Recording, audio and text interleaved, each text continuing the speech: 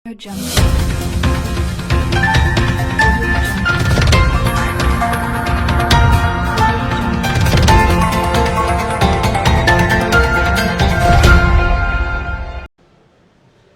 रहे हैं आपकी खबर और मैं हूं पदम सिंह पारस। आज मैं हूं बुराड़ी के वार्ड नंबर 8 में मुकुंदपुर।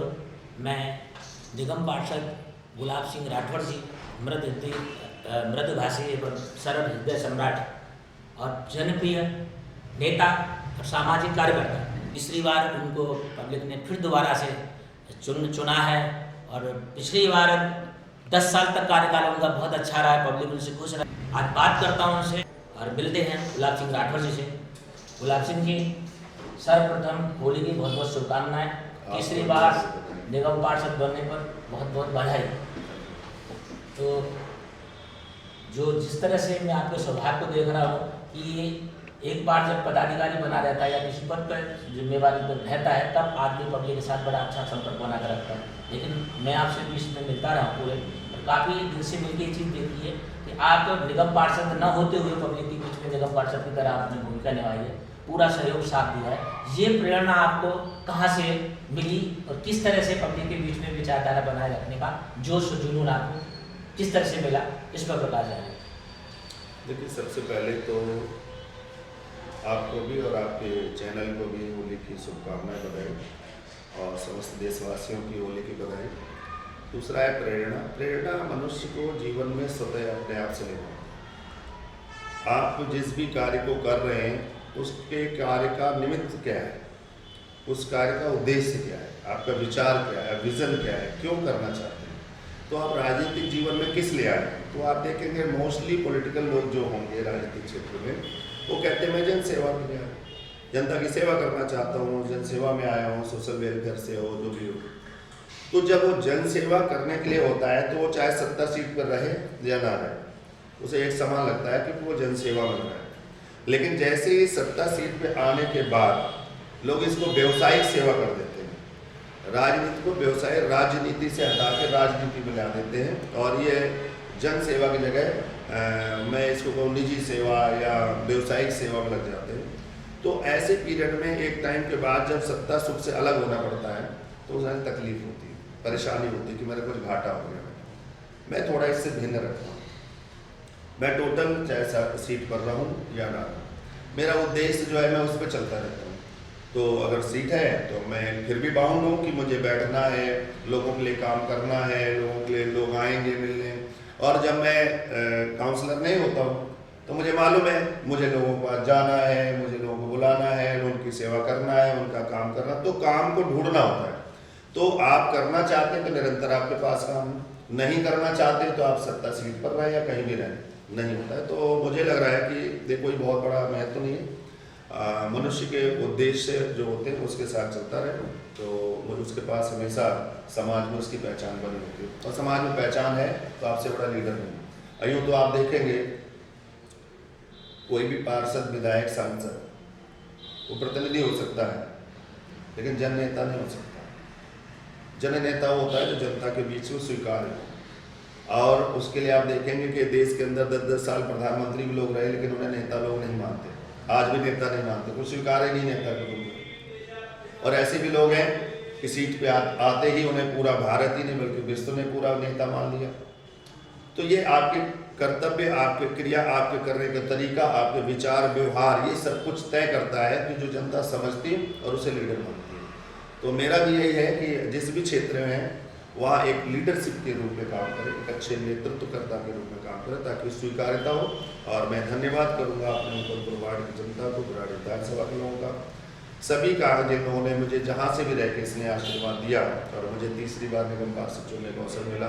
तो कहीं ना कहीं मुझे लगता है कि जो मैंने लोगों के साथ व्यवहार, संवेदनाएँ रखी उसका प्रतिफल मुझे मिला है। जिस तरह से यहाँ कोई नेता बनता है या नेता बनना चाहता है साथ में, तो पब्लिक के साथ में बहुत घुलना मिलना, पब्लिक की समस्या को सुनना, पब्लिक की बहुत ज़्यादा प्यार देना। लेकिन जिस दिन वो विधायक बन जाता है या सांसद बन जाता है या जो पदाधिकारी बन जाता है तो अपने मोबाइल नंबर को चेंज कर देता है और आम पब्लिक से एकदम दूरी बना लेता है। लेकिन ये चीज़ गुलाब सिंह राठौड़ के अंदर नहीं देखी कि एक नंबर हमेशा रहा और कोई भी सिंपल से सिंपल आदमी, सादा से साधारण आदमी आगे गुलाब सिंह राठौड़ से चाहे वो पदाधिकारी हो चाहे पद पर ना हो तब भी मिलता रहता है। उसके पीछे की जो हम देखते हैं आज, उस पर आप क्या कहना चाहते हैं? देखिए, कोई भी कितना बड़ा नेता क्यों हो, बना तो साधारण कार्यकर्ता की वजह से ही है। वो साधारण व्यक्ति नहीं उसको नेता माना। जी। कोई नेता आपको नेता मानेगा क्या? जी। तो जब नेता मानेगा नहीं और साधारण व्यक्ति को आप अपने बनाएंगे नहीं, तो आप नेता बनेंगे कहाँ से? जी। तो इसलिए नेता तो नेता है ही। आप जब साधारण लोगों को यानी ज़रूरतमंद लोगों को जब आप अपने साथ जोड़े, तो वो छोटी छोटी सम्मान में अपने आप को प्रसन्नचित महसूस करता है, खुशहाल होता है, खुश होता है। छोटे छोटे कामों उसके यहाँ पहुँचना, शादी ब्याह में पहुँचना। आप एक फार्म हाउस में जाइए, वहाँ हमारे जैसे कितने लोग पार्षद नेता आ रहे हैं, वो जाएंगे, आप गेट के अंदर पहुँचोगे, वहाँ पर वीडियो कैमरा होगा, घर के लोग मिलेंगे, आपके साथ फोटो खिंचाएंगे, हाथ पकड़ेंगे और अंदर की तरफ ढकेल देंगे कि जाइए लीजिए ना कुछ पैसा लीजिए। तो आप क्या वो भाव आप देखिए कि लीजिए कुछ फोटो खिंचाया और अंदर में चढ़ दिया, जाओ जो मर्जी खाओ पियो लौट के आ जाओ, इसलिए आप आए। जब आप किसी गरीब के यहाँ जाते हो, सामान्य व्यक्ति के यहाँ जाते हो, वो क्या करता है? दौड़ता है, बच्चों को बुलाता है और लोगों को बुलाएगा, भाई साहब आए, काउंसिलर साहब आए, राठौर जी आए, फलाने आए, जल्दी कुर्सी लाओ, बिठाता है, अपने हाथ से दोना लाता है, कुछ खाने के देने का प्रयास करता है, मना करते तो भी कहता है ये नहीं तो ये लीजिए। वो भाव देखिए। तो दोनों के भाव क्या है? वहाँ बड़े लोगों का भाव है कि आप गए, आपका फोटो खिंचाए, उनकी अपनी वीडियो बन गई, आपको अंदर भेज दिया, आप जो मर्जी करिए, जाके लौट के चले जाइए। एक गरीब आदमी जो आपको आते ही भगवान की तरह मानता है, तो जब उनको आप अपने करीब लाएंगे तो निश्चित है आप लीडर बनेंगे। और जब बड़े लोगों के साथ जाएंगे तो एक व्यवसायिक राजनीतिक बनेंगे। और भगवान रामचंद्र जी ने इस बात का दर्शन कराया श्री रामचरितमानस के पाठ के माध्यम से, गोस्वामी तुलसीदास जी ने लिखा है। और उसको जब आप पढ़ेंगे तो जब भगवान राम उनका राजाभिषेक होने जा रहा, तो उस समय भगवान नहीं थे, तो राजा भी तो राजा दशरथ के पुत्र, जब चक्रवर्ती दशरथ के पुत्र जब वनवास जाने के नंबर आया तो राज्य त्याग दिया और चले गए। ये उनका हुआ क्या? आत्मसमर्पण। ये परिवार के प्रति, देश के प्रति, राष्ट्र के प्रति समर्पण कि मेरे लिए सत्ता सुख सब कुछ नहीं, हम जहाँ रहेंगे, जिस काम के लिए आए हम वो काम करेंगे। मैं इस पृथ्वी पर मनुष्य रूप में आया हूँ, तो यह जरूरी नहीं है कि काउंसलर बन के ही सेवा कर सकते, ना रहते हुए वन में भी गमन करके भी सेवा कर सकते। राम जी से आदर्श है हमारे।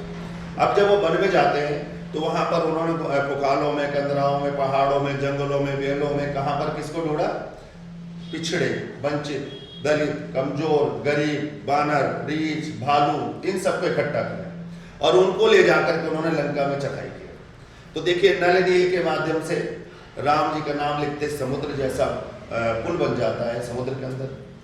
अगर उन्होंने राजाओं को इकट्ठा किया होता तो शायद वो युद्ध कभी नहीं जीत पाते, केवल पंचायत चलती रहती। वो अपने स्कीम बताता, उनको उनके घर, कोठी, बंगले और उनके खाने पीने का सो आराम की व्यवस्था ही राम जी करने में लगे रह जाते और उनके पास नहीं हो पाता, और वो अनुशासनता भी नहीं होती। तो इसलिए जो सामान्य, गरीब और अपने लेवल के लोगों को आप साथ लेके चलेंगे तो आपको लीडर मानेंगे, और जो आप दिशा निर्देश देंगे वो आपको स्वीकारेंगे, और फिर आपका निर्णय सही होगा, वही देश हित में होगा, वही राष्ट्र हित में होगा। और शायद यही मेरे अंदर है कि मैं गोस्वामी तुलसीदास जी की रामचरितमानस को पढ़ता हूँ तो राम जी के उस जीवन को किंचित मात्र थोड़ा सा अनुसरण, उतना बड़ा तो अनुसरण करना मनुष्य जीवन में मुझे लग रहा है बहुत मुश्किल होगा, लेकिन जितना भी है कोशिश करता हूँ कि मैं उस रास्ते पर चल सकते। मेरा सबसे यही निवेदन रहेगा, सब एकजुट मिले, एक साथ चलें। सनातन ही सत्य है, और जहाँ सत्य है वहीं शिव है, और जहाँ शिव है वही सुंदर है। तो इस सुंदर जीवन को पाने के लिए इनको स्वीकारना है, और स्वीकार होकर एक साथ मिलकर के आगे बढ़ना है। पुनः सभी को होली की बहुत बहुत शुभकामनाएं। पारस जी, आपका भी बहुत बहुत धन्यवाद। आपके चैनल, आपकी खबर और आपके कैमरामैन को भी बहुत बहुत मेरे तरफ से साधुवाद और होली की शुभकामनाएं। आपकी खबर से बात करने के लिए बहुत बहुत धन्यवाद। ये थे गुलाब सिंह राठौर जी, जो बेबाकी से और अपने सवालों का जवाब देते हैं और जनता के साथ पूरा दिल चीज और प्यार बनाए रखे हैं। चलिए मिलते हैं एक नई खबर के साथ। रहो ना बेखबर, देखते रहो आपकी खबर। बहुत जल्द मिलता हूँ एक नई खबर के साथ।